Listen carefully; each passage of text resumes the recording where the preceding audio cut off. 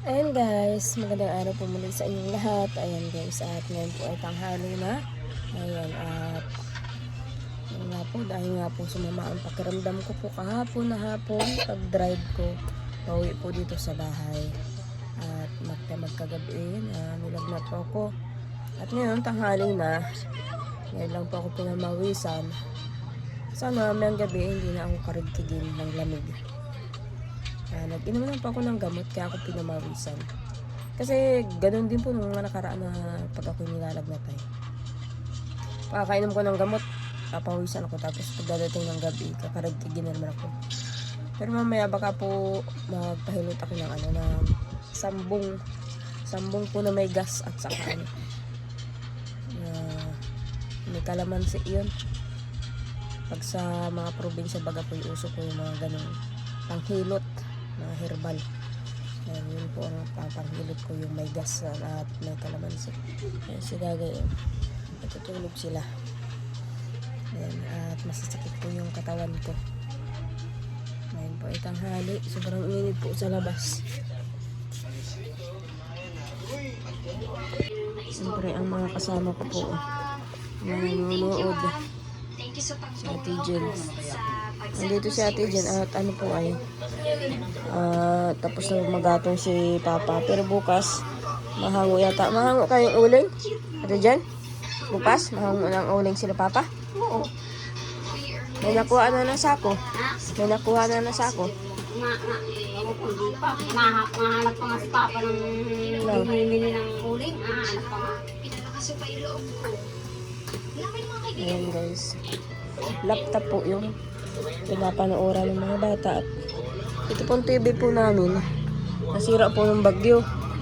Naalala niyo po yung birthday po ni Dagay na bago po mag-birthday po si Dagay November ay ang lakas po ng bagyo dito. Siguro po na ano po yan, na uga-uga ng bagyo itong bahay. Tapos nung pong magkakuryente, binuksan ko po yung TV na yan. Nagkaroon na po ng guhit-guhit hanggang naglala na. Ganun po yan nangyari ang TV na yan. Kaya wala na po kaming TV. Hindi naman po mapaayos at wala naman baga po yan. Gawa po ng bagyo yan. At nung po magbagyo na yon, November, malakas po nun. Halos dami pong nasirang bahay dito sa kapitbahay namin. Tapos ay isang buwan pa yata yun bago nagkakuryente. Kaya na-stuck. Tapos nung magkakuryente naman, ayan, na ano may mga guhit na po yung TV. Tapos binubuksan ko pa rin yung TV kahit may mga guhit na siya. Madami pong guhit. Palibot po yan, palibot na, tapos guhit sa gitna. Binubuksan ko pa rin kasi nakakapagpatugtog pa rin naman po. Hindi man kami makapanood kasi may mga guhit na. Hindi man kami makapanood ng pelikula, pero pwede pang pagpatugtugan. Ayun, hanggang sa nawala ng tuluyan. Kumbaga po naging itim na. Kaya yan, laptop ang pinapanooran ng mga bata.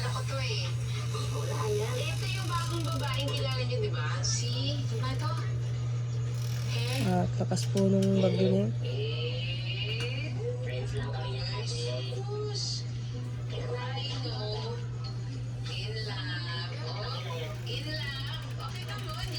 So, diba, sa tabing dagat po kami, kaya malakas yung hampas ng hangin.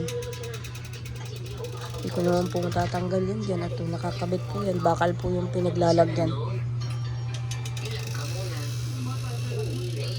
Tapos noon ay busy rin din kami nung may bagyo na yun. Kasi sila Mama Inang ay pinuntahan namin kasi nababasaan na yung apo ni Rodel, yung sila Madil, yung apo niya. Nababasa na ng ulan dahil giba na nga yung bahay nila Mama Inang. Kaya alis-alis din kami kahit magbabagyo.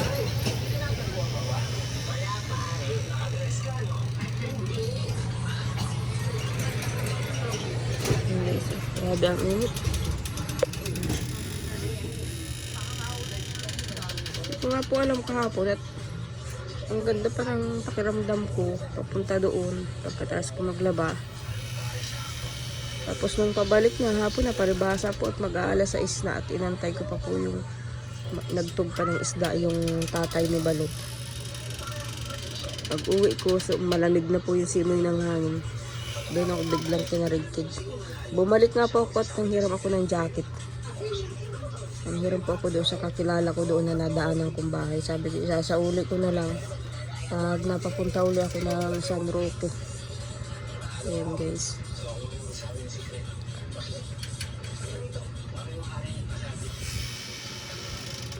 So ay papahinga muna po at ano ay. Mabigat po ang ulo ko. Ayun na, masakit ang ulo ko ngayon ay mabigat. Gaya ng dati.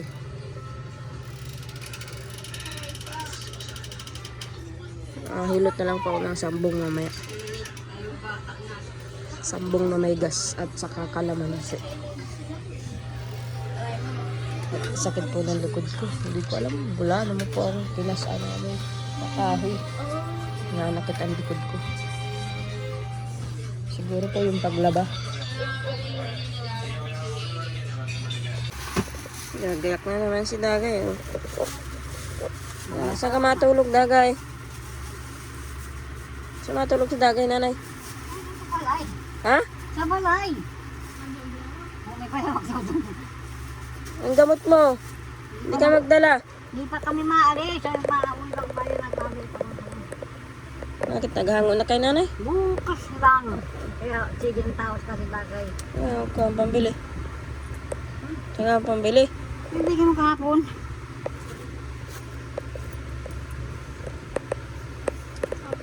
Mamaya. Ito mo. Tumama mo. At dito yung balas. Nabukasan na nga kaya sa mama naman. Sabi pansunong. Paminta. Tuyo. Bayawak. Napahinga akong ulam na bayawak. Paminta. Mabili. Gusto mo kasi. Tuyo. Makakalimutan mong gamot. Ilan?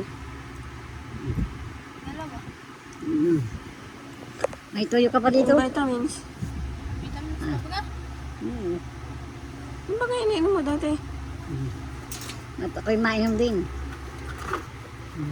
Mainom ng vitamin. At ako'y Ang gabi ba tumaba. kayo ang vitamins? Ako'y tumaba. At ako'y payat. Kaya lang gusto nawin ko. Dagdagan mo. Yung hinahati, Dagay, may dala ka? Dagay? Yung hinahati.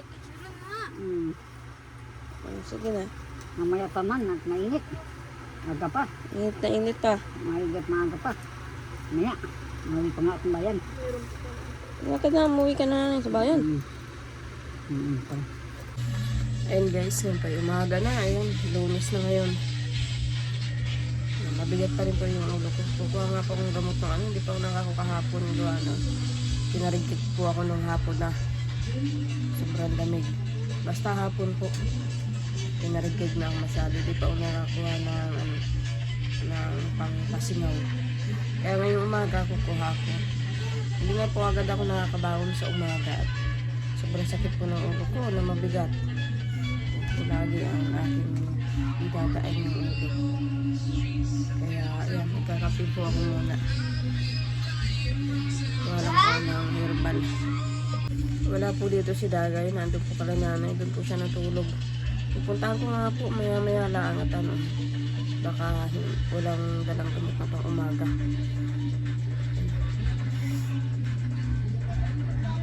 At baka hindi pa nakakain ng siguro kasama si nanay paghangong ng uling kaya hindi sila nakapunta dito. Kasi naghahango po sila papa ng uling. Saka sila Jason. Ayan guys, at nandito po ako sa tabing ilog. Ayan, may pako sana. Kaya lang ay hindi ako makapanguha. Ang tinuyo ko lang po ito. Adunang. At saka makuha po ng itim na bato dyan sa ilog. Mapasingaw po ako sa ulo ko. Para matanggal po yung aking bigat ng ulo. Ayan guys, ito yata ay alagaw. Gamot naman ito sa ano, sa ubo. Alagaw.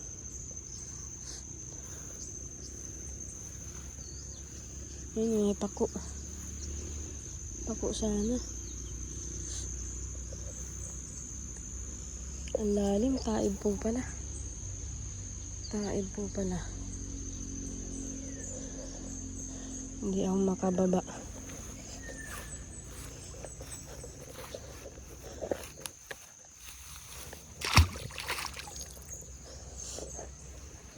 Taib sa umaga. Mga tanghali po, hibas yan.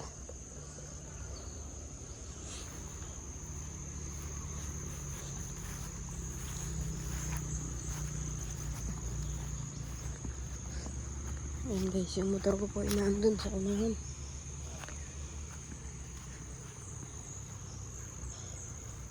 Si Dagay pa hindi pa po nauwi. Pupuntahan ko nga pat baka wala pong gamot na pang umaga.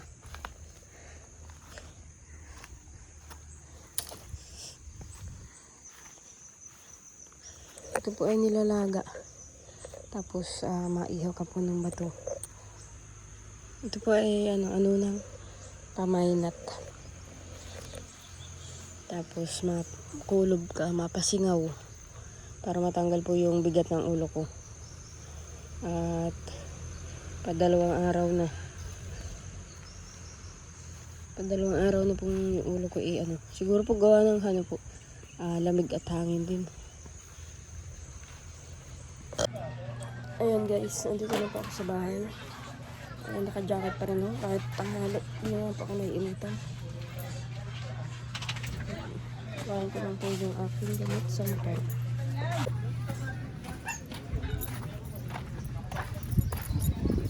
Yung aking kinuha po doon sa tabing ilog.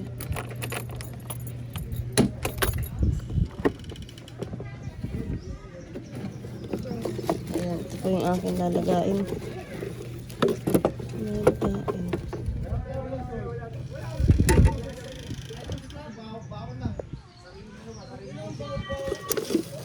Tapos itong bato.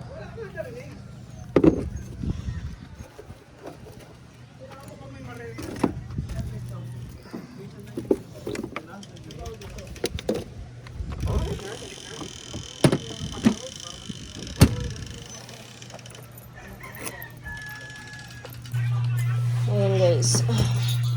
Marami na nagsain ka na? Ha? Pa ito hindi pa iga. Sinain na.